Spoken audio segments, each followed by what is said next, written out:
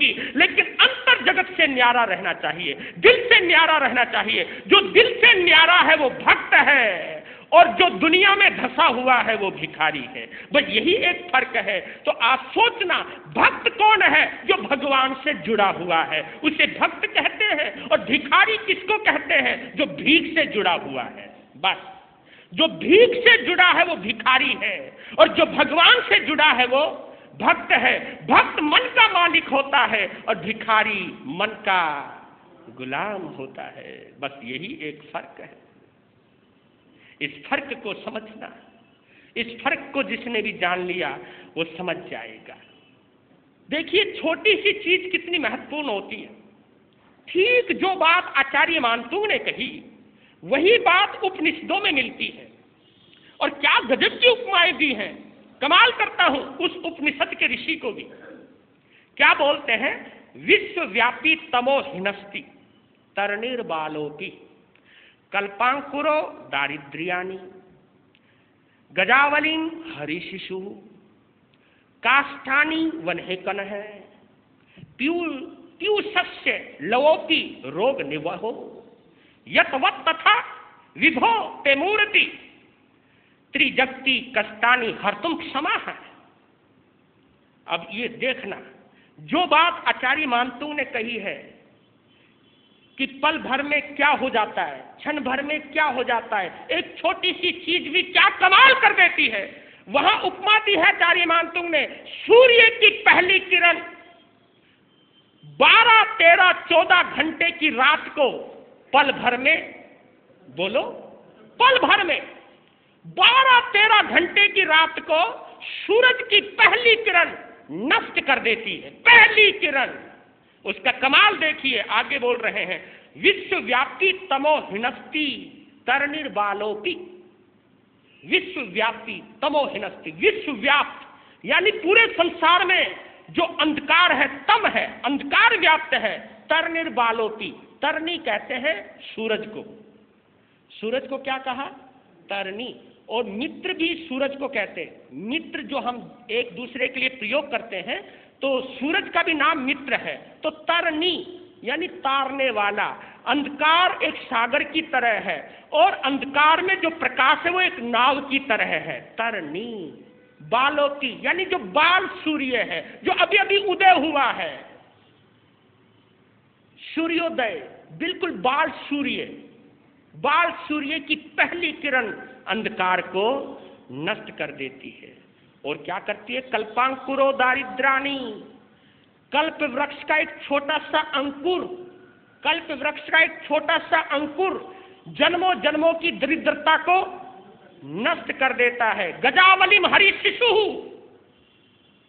हाथियों का एक कितना भी बड़ा झुंड हो, उस झुंड में एक शेर का बच्चा भी घुस जाए ना, तो उस झुंड के अंदर उथल पुथल मचा देता है। वो शेर का एक छोटा सा बच्चा अगर हाथियों के झुंड में चला गया तो वहां हड़कंप मच जाता है। और काष्ठानि वन्हे कनः, लकड़ियों का कितना बड़ा ढेर क्यों ना हो, आग की एक छोटी सी चिंगारी बड़े से बड़े लकड़ी के भंडार को जलाकर भस्म करती। एक छोटी सी आग की चिंगारी। पीयूषस्य लवोपि रोग निवहो, यानी अमृत की एक बूंद। पीयूष, पीयूष अमृत को कहते हैं। पीयूषस्य लवोपि यानी छोटी सी बूंद। अमृत की छोटी सी बूंद शरीर के सारे रोगों को नष्ट कर देती है। एक छोटी सी अमृत की बूंद शरीर के हजारों रोगों को नष्ट कर देती है। यतवत् तथा, इसी तरह विभोते मूर्ति, विभोते मूर्ति है परमात्मा तेरी मूरत। विभोते मूर्ति है परमात्मा तेरा स्वरूप, तेरी याद, तेरी मूर्ति। त्रिजगति कष्टानु हर्तुम क्षमा है। 3 लोक के कष्टों को पल भर में नष्ट करने का सामर्थ्य है तेरी छोटी सी मूर्त में, एक छोटी सी याद में, तो छोटी चीज नहीं है, ये बहुत बड़ी चीज है। सूरज की पहली किरण, अमृत की छोटी सी बूंद, अग्नि की छोटी सी चिंगारी और शेर का एक छोटा सा बच्चा, कल्प वृक्ष की छोटी सी डंठल जो चमत्कार दिखा सकती है, वही चमत्कार है प्रभु तेरी याद दिखा सकती है। बस जरूरत है दिल से याद आ जाए तेरी, कष्ट मिट जाएंगे। जो गम किसी को हमने दिए, वो गम तो हमको लेने पड़ेंगे। जो गम किसी को हमने दिए, वो गम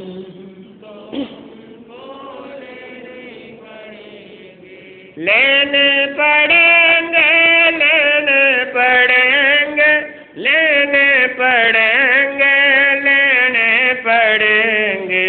क्या जो गम किसी को हमने दिए, वो गम तो हमको लेने।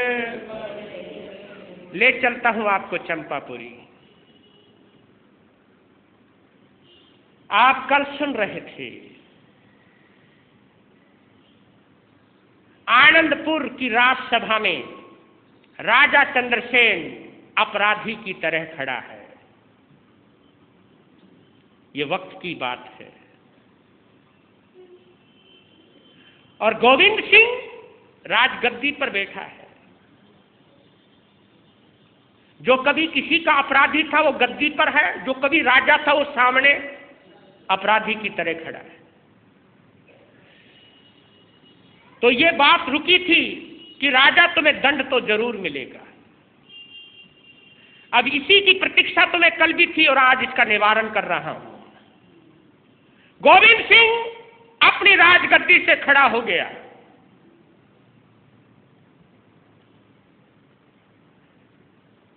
सामने पहुंचा, चरणों में प्रणाम किया। चंद्रसेन कह रहा है ये कौन सी सजा मिल रही है। राजा खुद उतरा, चरणों में प्रणाम किया और राजा का हाथ पकड़ा और राजगद्दी पे बैठाया। किसको? राजा चंद्रसेन को, कि आप इस गद्दी पर बैठिए। जनता कानाफूसी करने लगी, ये कौन सी सजा। गोविंद सिंह ने कहा कि राजन, गलतियां धर्मात्माओं से ही हुआ करती हैं। क्या बात कही है, गलतियां धर्मात्माओं से हुआ करती है, पापियों से क्या गलती होगी। जो 24 घंटे पाप कर रहा है उससे क्या गलती होगी। गलती अच्छे लोगों से ही हुआ करती है। घुड़सवार ही गिरा करते हैं मैदानी जंग में, वो खाक गिरेंगे जो घुटनों के बल चलते हैं। पैदल चलने वाला कभी घोड़े से नहीं गिरता। कौन गिरता है घोड़ों से? जो घोड़े पर बैठा हो, सवार हो। कहा कि गलती अच्छे लोगों से ही होती है, बुरे लोगों से गलती, क्योंकि वो गलती का पुतला है वो तो। कहा कि आपका भोलापन, आपकी मासूमियत और आपकी क्लियरिटी का कायल हो गया हूं मैं। एक सजा है जो मैं देने जा रहा हूं आपको। मैं अभी अभी नया नया राजा बना हूं और आपके पास राजा के समस्त अनुभव हैं। आप कृपा करके कुछ दिन मेरे यहां मेहमान बन के रहिए, मेरे भगवान बन के रहिए।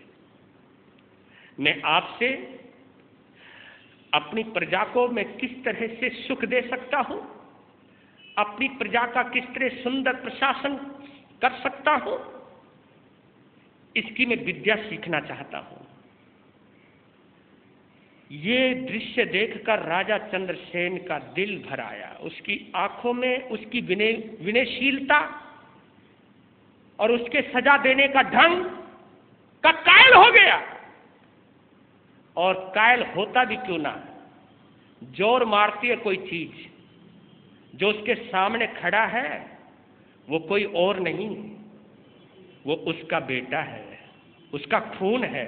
वो बात अलग है, अभी तक ना गोविंद सिंह को पता है ये मेरा बाप है, और ना ही चंद्रसेन को पता है ये मेरा बेटा है, लेकिन किसी और को तो पता है, किसी और को तो पता है, वो खून को तो पता है, कर्मों को तो पता है, उसका अपना प्रभाव है। राजा का सोया हुआ वात्सल्य जागृत होने लगा। कुछ चीज है जिससे कोई जन्मों जन्मों का रिश्ता होता है ना, तो उसको देख करके कुछ ना कुछ होता ही है। और ये संस्कार है पूर्व जन्मों के, ये संस्कार है खून के। कहा कि ठीक है। फिर बातों ही बातों में बातें चलने लगी, तो वहां रहने लगे वो। बातों ही बातों में चर्चा चलने लगी कि मेरे माँ बाप नहीं है। आज बोला है, कौन बोला? गोविंद सिंह, कि मेरे माँ बाप नहीं है, मैंने अपने माँ बाप की शक्ल नहीं देखी। एक कृपालु ने, एक दयालु ने मेरी पालना की है, उसका कर्जदार हूं मैं। लेकिन तुम्हें देख करके पता नहीं मेरा दिल क्या कहता है। तुम्हें देख करके ऐसा लगता है जैसे तुम मेरे पिता हो, तुम मेरे बाप हो। तुम्हें देख करके मैं तृप्त हो जाता हूं। इतना सुनना था। उस निसंतान चंद्रसेन की आंखों में आंसू आ गए। उसको अपने गले से लगा लिया और कहा, पगले, केवल तुझे ही कुछ नहीं हुआ है मुझे देखकर, मुझे भी बहुत कुछ हुआ है। आज पहली बार एहसास हुआ है। वैसे मैं किसी बच्चे का बाप नहीं हूं, लेकिन तुझे देखकर मुझे ऐसा लगा कि मुझे मेरा बेटा मिल गया है। जब ये बातें हुई, अपनी बेटी को यानी चंपकलता को भी अपने कलेजे से लगाया। कहा, अगर आप मुझे अपना बेटा मानते हो तो आपको यहीं रहना होगा। कहा, देख बेटा, अब तो मैं बिना बताए आया हूं। एक बार तो मुझे चंपापुरी जाना पड़ेगा, लेकिन मैं वहां गया और उन्हें कह के आया मैं तुरंत वापिस आऊंगा। मेरा भी तेरे बिना दिल नहीं लगता। नाना करते है, नाना करते, जल्दी करते करते 6 महीने वही बिता दिए। किसने? राजा चंद्रसेन ने। और कहा, बेटा, मैं तुझे चंपापुरी का राजा बनाऊंगा। कहा कि मुझे किसी चंपापुरी का राज्य नहीं चाहिए, मेरे लिए आनंदपुर का ही राज्य बहुत है। बस मुझे तो आपके हृदय में स्थान चाहिए, जगह चाहिए। अब राजा तो चला गया। राजा पहुंच गया चंपापुरी। चंपापुरी पहुंचा तो मंत्री सुबुद्धि को भी कुछ राहत मिली। हड़कंप मच गया कि राजा आ गया। वो भी 6 महीने बाद पहुंचा, दूसरी बार भी। तो सब पूछताछ शुरू हुई। अब क्या पूछताछ शुरू हुई?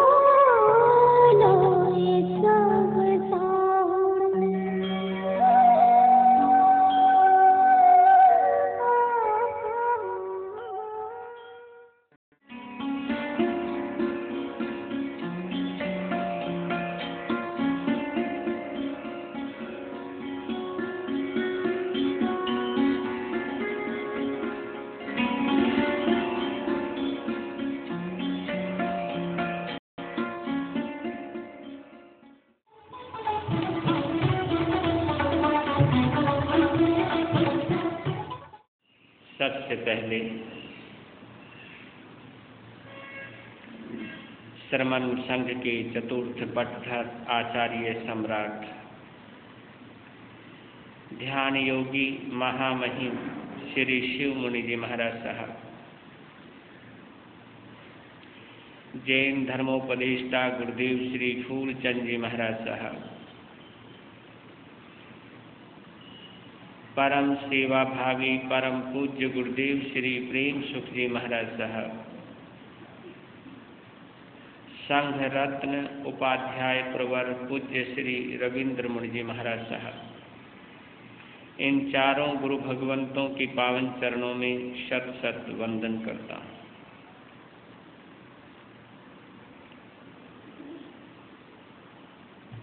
हमारे दोनों प्रिय मुनिराज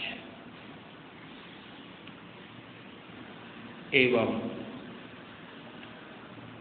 उपस्थित धर्म प्रेमी बंधुओं, माताओं तथा बहनों, आप सभी का श्री पुप्त भिक्षु दरबार में हार्दिक स्वागत करता हूँ। आप सुन रहे हैं भक्ति धारा का अमर काव्य है, कलयुग का कल्प वृक्ष, वर्तमान का चिंतामणि रत्न, आचार्य मानतुंग द्वारा रचित श्री भक्ताम्र स्तोत्र।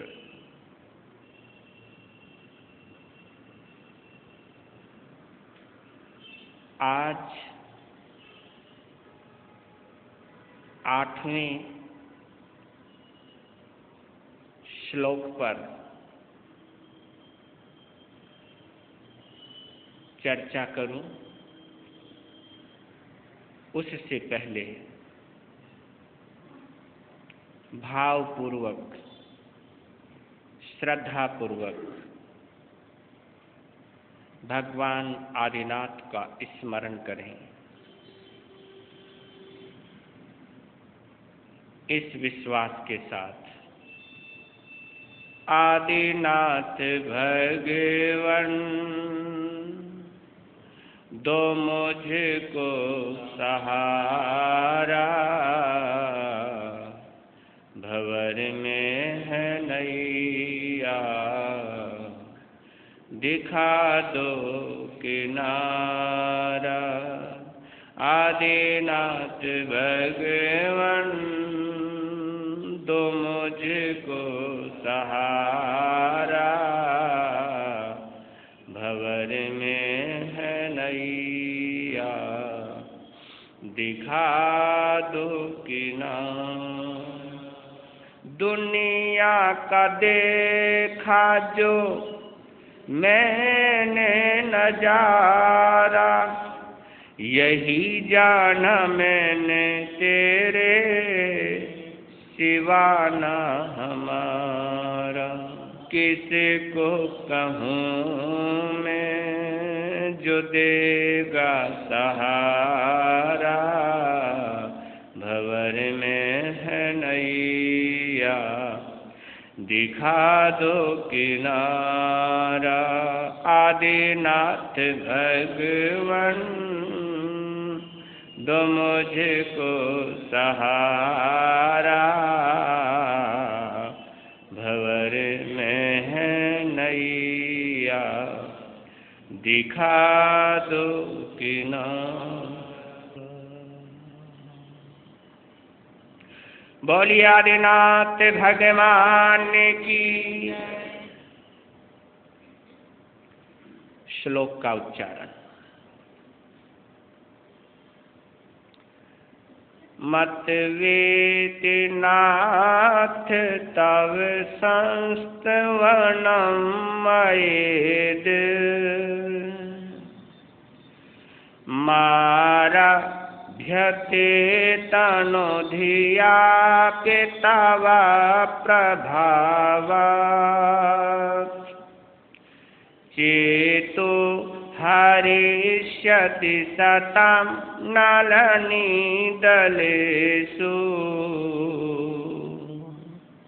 मुक्ता फलाद्युतिमुपैति ननोद बिंदु मुक्ता फलाद्युतिमुपैति ननोद बिंदु।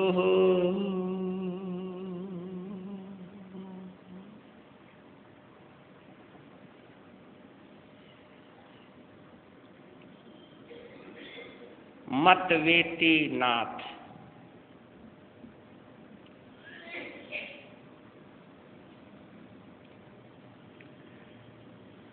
मतवेति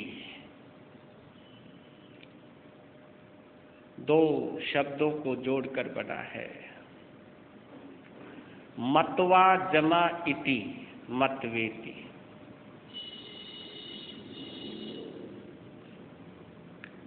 मतवेति यानी मतवा जमा इति या इति मतवा। इति मतवा यानी ऐसा मानकर। इति मतवा ऐसा जानकर। इति मतवा ऐसा ज्ञात हो गया है, ऐसा पता चल गया है।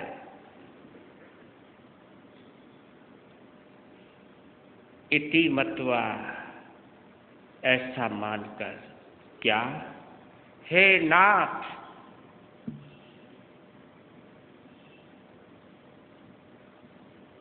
तनु धियापि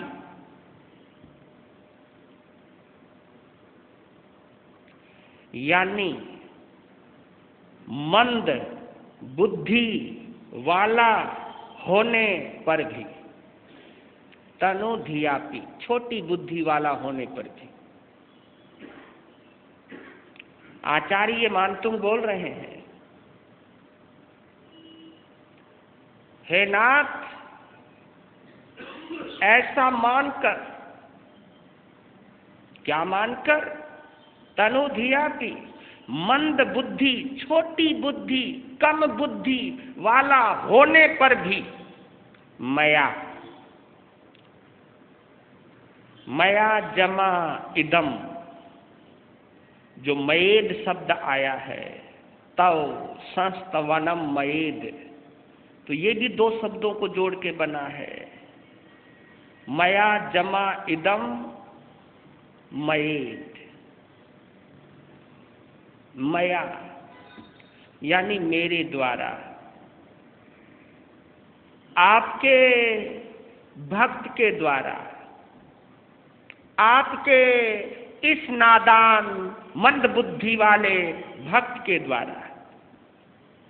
इदम यानी यह यानी भक्ताम्र स्तोत्र। इदम यह तव संस्तवनम, यह तुम्हारा स्तवन, यह तुम्हारी स्तुति, यह तुम्हारा गुणगान, तुम्हारी महिमा का बखान। इदम तव संस्तवनम, यह तुम्हारा स्तवन। आरभ्यते, आरभ्यते प्रारंभ किया जा रहा है। आपका ये स्तवन आपके इस मंद बुद्धि भक्त के द्वारा आरंभ किया जा रहा है। हे प्रभु, देखिए कल भी आपने एक भक्त की आस्था का बड़ा सुंदर नमूना देखा था, एक नजारा लिया था। यहां पर भी देखिए, ये तो पूरा का पूरा भक्ताम्र स्तोत्र भक्ति की गंगा है।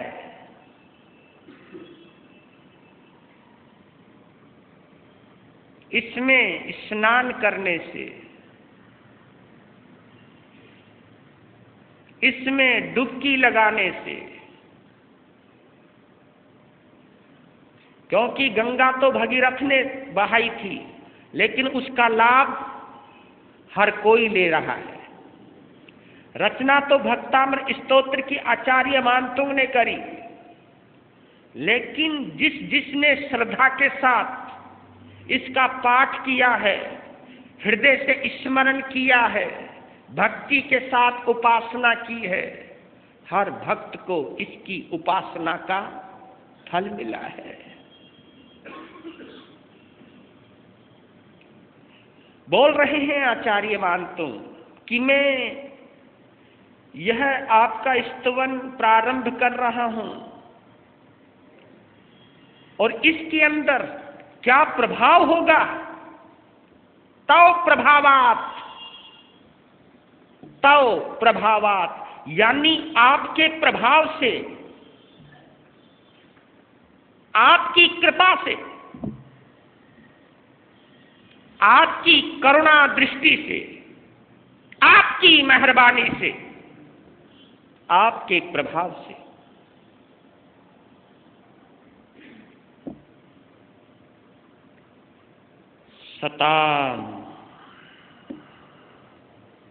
सताम यानी सज्जनों के, सतपुरुष वही सताम, सज्जन सताम, सज्जनों को या सज्जनों के चित्त को चेतः हरिष्यति, चेतः हरिष्यति, सताम चेतः हरिष्यति, सज्जनों के चित्त का हरण करेगा, सज्जनों के चित्त को अपनी ओर आकृष्ट करेगा, भक्तों को लुभाएगा ये स्तोत्र, बड़े बड़े भक्तों को अपनी ओर खींचेगा यह स्तोत्र। किसके प्रभाव से? बोलो, आपके प्रभाव से। आपके प्रभाव से यह स्तोत्र सज्जनों को या सज्जनों के चित्त को अपनी ओर आकृष्ट करेगा, अपनी ओर खींचेगा, उनका ध्यान अपनी ओर खींचेगा। जय हो। ननोद बिंदु, ननो जमा उद बिंदु, ननोद बिंदु। ननु कहते निश्चय से,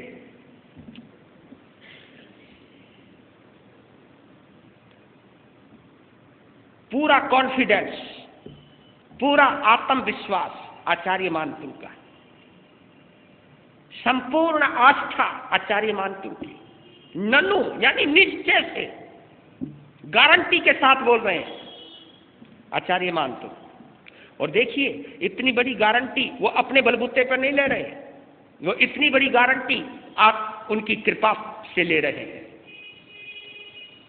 इसमें कोई अहंकार नहीं है उनका,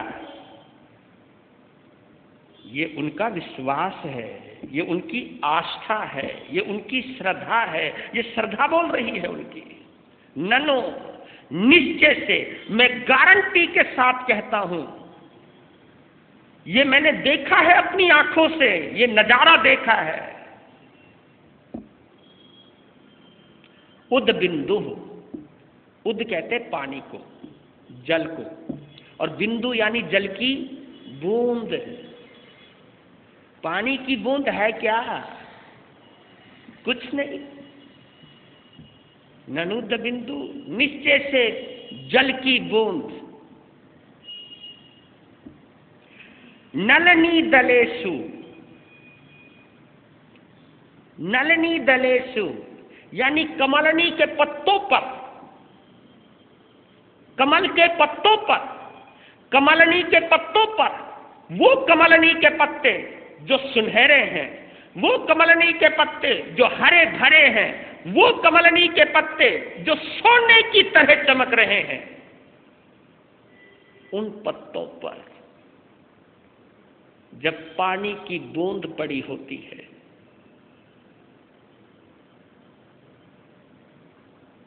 सूर्य निकल रहा हो,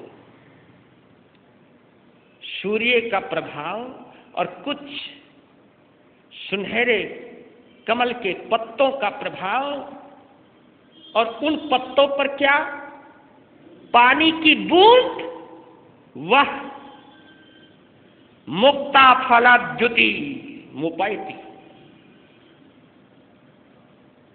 जय हो। कि पानी की, जल की साधारण सी बूंद जब वो कमलनी के पत्तों पर पड़ी होती है तो दूर से ऐसा लगता है जैसे कोई मोती चमक रहा है। क्या चमक रहा है? मुक्ता फलाद्युति मुपायति ननुद्य बिंदु। मुक्ता फल, मुक्ता कहते हैं मोती को। मुक्ता किसको कहते हैं? मोती को। मोती की तरह चमकती है क्या? पानी की बूंद। किस वजह से? कमलनी के पत्ते की वजह से। यहां आचार्य मानसुन कह रहे हैं कि आप तो कमल का फूल हो, कमल का पत्ता है, और मेरी स्तुति, मेरा स्तवन तो ऐसा है जैसे जल की बूंद। ये जल की बूंद आप रूपी कमल के पत्ते के प्रभाव से मोती की तरह चमकेगी, मोती की तरह दिखेगी, मोती की तरह लोगों को आकृष्ट करेगी। क्या लालित्य भरा है। आत्मा श्रद्धा का बड़ा सुंदर प्रस्तुतिकरण। लीजिए भावार्थ।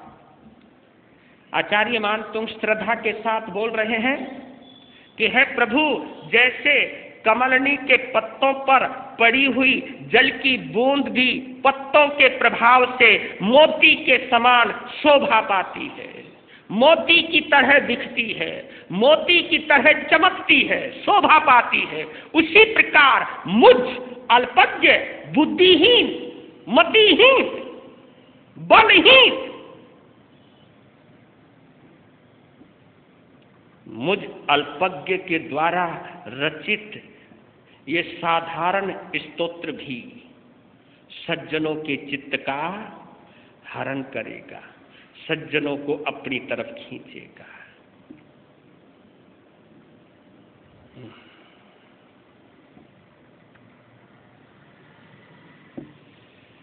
अब लेते हैं, थोड़ी सी डुबकी लगाते हैं।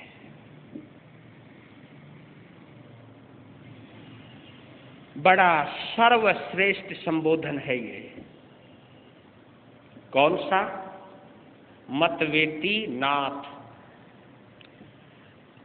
जिसको हमने नाथ कह दिया, अब इससे बड़ा कोई संबोधन है ही नहीं।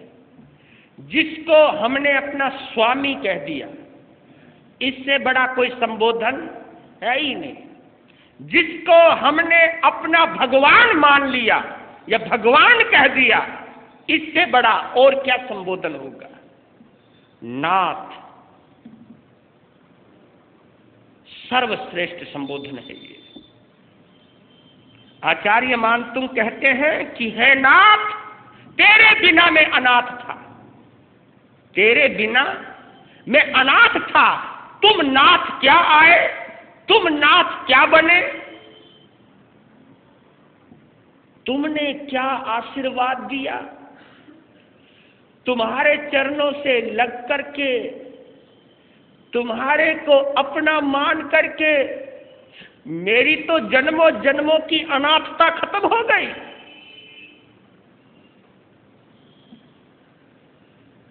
निर्बल के बल, हाँ बोलो, एक कहावत आती है, निर्बल के बल राम, निर्बल के बल राम। जो निर्बल है उसकी ताकत क्या है, उसकी शक्ति क्या है? राम नाम। यही बोल रहे हैं आचार्य मानसुन कि आपको नाथ क्या माना, मेरी तो जन्मों जन्मों की अनाथता। अनाथ उसको कहते जिसका कोई नहीं, उसको अनाथ कहते हैं। और जिसका कोई हो उसके अनाथ, जिसके माँ बाप हो या माँ बाप में से कोई जिंदा हो उसको कोई अनाथ नहीं कहता। और जिसका नाथ जगन्नाथ हो, ये तो एक हड्डी मांस के पुतलों के रहते हुए भी हमें कोई अनाथ नहीं कहता, और लेकिन जिसका नाथ जगन्नाथ हो, त्रिलोकीनाथ हो, तो वो अनाथ कैसे हो सकता है? उसकी उपस्थिति, उसकी अनुभूति, दिल की दरिद्रता, अंदर की निर्बलता दूर कर देती है। और आपने देखा होगा इंग्लिश में एक शब्द आता है सर, जो अपना बॉस होता है उसको क्या कहते हैं हम? सर।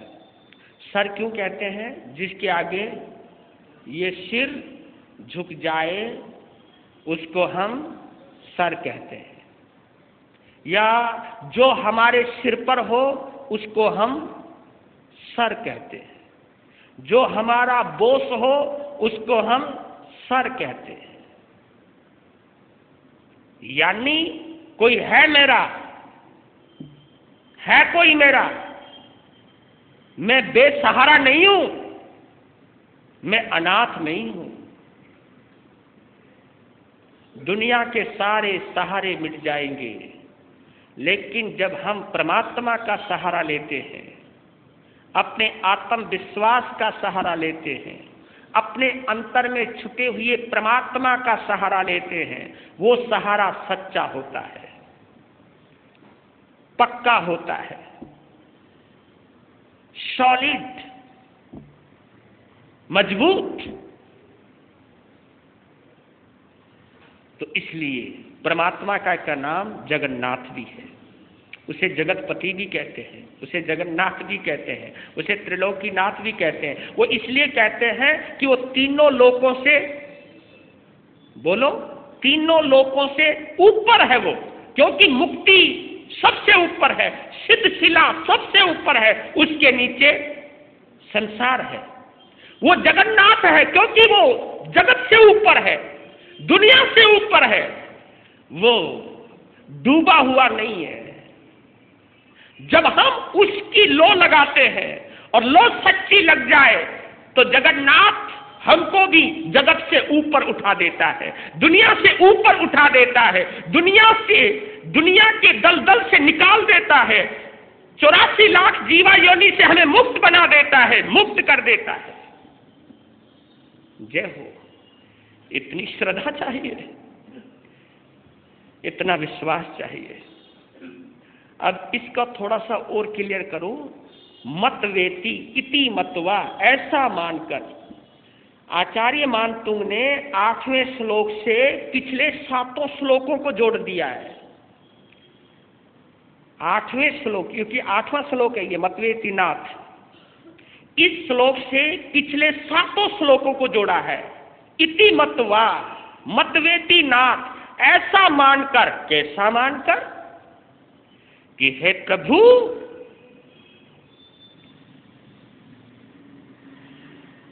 आप उद्योत करने वाले हो, आप उजाला करने वाले हो। उद्योतकम दलित पाप तमो वितानम, मुद्योतकम, उद्योत करने वाले हो आप, प्रकाश करने वाले हो, जिसके प्रभाव से अंधकार रूपी पाप का नाश होने वाला है, या जिसके प्रभाव से, जिसके स्मरण से, जिसकी स्तुति करने से पाप रूपी अंधकार का नाश हो जाता है, जिसको याद करने से दिल के पाप निकल जाते हैं, हृदय के विकार निकल जाते हैं, अंदर की गंदगी निकल जाती है। वो बंदगी ही क्या, एक ने बोला है, वो बंदगी ही क्या जो अंदर की गंदगी ना निकाल दे। बंदगी में ही ताकत है अंदर की गंदगी को निकालने की, और वो बंदगी अधूरी है अगर दिल गंदा है तो। गंदगी निकलते ही बंदगी हो जाएगी, या बंदगी असली प्रभाव अपना तभी छोड़ेगी जब अंदर की गंदगी निकल जाएगी, या यूं कहूं बंदगी गंदगी ही निकालती है। हम ये समझ लेना कि अगर गंदगी नहीं निकल रही है तो ये विश्वास कर लेना अभी तक बंदगी नहीं हुई है। बस ये विश्वास तो लाओ अपने अंदर, ये कम से कम स्वीकृति तो लाओ, स्वीकार तो करो इस बात को एक्सेप्ट तो करो कि अभी अगर गंदगी है अंदर तो इसका मतलब अभी बंदगी नहीं हुई है ना, अभी बंदगी नहीं हुई है। किस बात पर इतरा रहा है तू? थोड़ी सी पूजा पाठ करके क्यों घमंड कर रहा है? अभी अंदर की गंदगी तो निकली नहीं तेरी, अभी बंदगी तेरी अधूरी है। बंदगी उसी दिन पूरी होगी जब अंदर की गंदगी निकल जाएगी। पाप रूप अंधकार का नाश करने वाले हो ऐसा मानकर, इति मत्वा। और प्रभु संसार सागर में गिरते हुए प्राणियों के लिए, डूबते हुए प्राणियों के लिए आप ही सच्चा सहारा हो, परम आलंबन हो। आप संसार सागर में डूबते हुए प्राणियों के लिए आप ही सच्चा सहारा हो, इति मत्वा, ऐसा मानकर। देखिए कड़ी से कड़ी जोड़िए। आगे कहते हैं, हे प्रभु आप केवल मनुष्यों के द्वारा ही नहीं, केवल नरेंद्रों के द्वारा ही नहीं, केवल भूपतियों के द्वारा ही नहीं, भूपति राजा को कहते हैं, नरेंद्र भी राजा को कहते हैं। इंसानों का जो मालिक है उसको नरेंद्र कहते हैं, नर का जो मालिक वो नरेंद्र, और जो देवों का मालिक है वो देवेंद्र। केवल आप नरेंद्रों के द्वारा ही नहीं बल्कि देवेंद्र सतेंद्रों के द्वारा पूजित हो आप, ऐसा मानकर, इति मत्वा। जिनके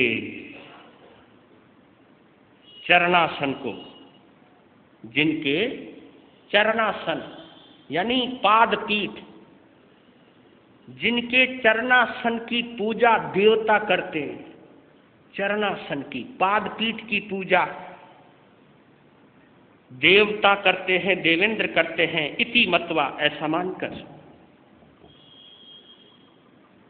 जो गुणों के सागर हैं, गुणों के सागर हैं, सद्गुणों के भंडार हैं, अच्छाई और सच्चाई की जीती जागती मिसाल है, ऐसा मानकर। और आपके स्तवन से, आपको याद करने से जन्म जन्म के पाप क्षण भर में, कल ही बोल रहा था ना, मैं कल ही सुना रहा था कि जिनको याद करने से जन्म जन्म के पाप, भव संतति सन्निबद्धम, भव परंपरा से चले आने वाले जो पाप कर्म है, भव परंपरा है, भव भव के पाप हैं, जिनको याद करने से वो पाप क्षण भर में नष्ट हो जाते हैं, ऐसा मानकर, इति मत्वा, मतवेति नाथ। पूरी कड़ी जोड़ी है पीछे, और फिर बोल रहे हैं, कह रहे हैं कि हे प्रभु, हे मेरे मालिक, हे मेरे मौला, हे मुनीन्द्र, हे गुणीन्द्र, हे मुनीश, है योगीश, मैं आपका, मैं स्वयं को, खुद को आपके लिए प्रस्तुत कर चुका हूं। क्या कर चुका हूं? प्रस्तुत कर चुका हूं। दुनियादारी को छोड़कर, सभी सिद्धि प्रसिद्धि के चक्रों को छोड़कर, लोक या लुभावने दृश्यों को छोड़कर, बस मैं तो केवल आपके लिए ही प्रस्तुत हो चुका हूं। ये देखना क्या बोल रहे हैं आचार्य मानतुंग, बोल रहे हैं कि निश्चय से, मैं निश्चय से आपकी स्तुति करने वाला। निश्चय से, निश्चय ये बड़ा प्यारा शब्द है। दो शब्द आते हैं, निश्चय और व्यवहार। कौन, क्या बोला मैंने अभी?